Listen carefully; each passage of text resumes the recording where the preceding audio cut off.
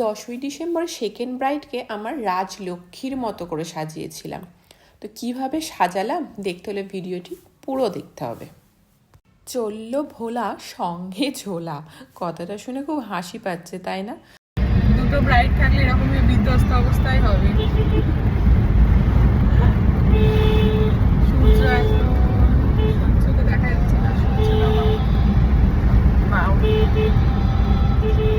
First bride সেরে second ব্রাইডের উদ্দেশ্যে রওনা। হ্যাঁ, এইরকম যখন ঝোলাঝুলি নিয়ে যখন আমরা বিয়ে বাড়িতে মেকআপ আর্টিস্টরা এন্ট্রি করি তখন কিছু মানুষের মুখ না দেখবার মতো। আমি পৌঁছে গিয়ে দেখি ব্রাইডের কিছু কিছু রিচুয়ালস বাকি ছিল, তো আমি গিয়ে ঝটপট তাদেরকে বলি এটা রেডি করে রাখো। আর তোমরা এই ফ্লাওয়ার বানটাকে প্রচুর ভালোবাসা দিয়েছো। তারপরেই আমার মিষ্টি ব্রাইড চলে আসে, আর আমি প্রত্যেকটা ব্রাইডকে যেমন জিজ্ঞাসা করে নিই তাকেও জিজ্ঞাসা করে নিলাম যে তার রিকোয়ারমেন্ট কী। যেমনটা করে দাও, তোমার যেমনটা ভালো লাগে তেমনটা করে দাও। পুরোটা আমার উপর, তোমার কোনো ডিমান্ড নেই?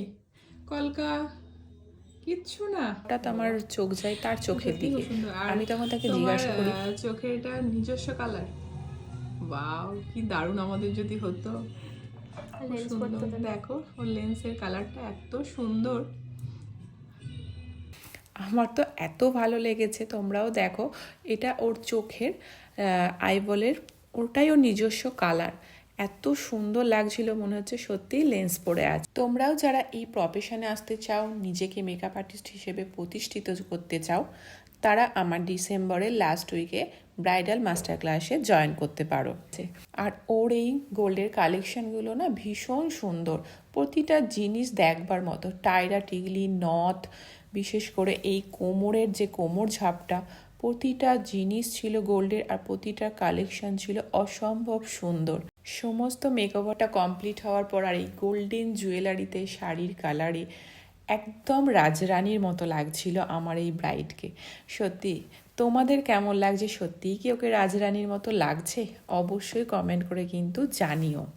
তোমরাও যারা তোমাদের স্পেশাল দিনে এইরকম সুন্দর রাজরানীর মতো সাজতে চাও, অবশ্যই আমাকে বুক করতে পারো। আমার কন্ট্যাক্ট নাম্বার প্রোফাইলে দেওয়া আছে। আর তোমরা যারা এরকম সুন্দর কাজ শিখতে চাইছো তারা আমাদের নেক্সট ব্যাচ জয়েন করতে পারো। এই ডিসেম্বরেই শেষ দিকে আমাদের ক্লাস স্টার্ট হচ্ছে। তো থ্যাংক ইউ সো মাচ ভিডিওটি দেখার জন্য।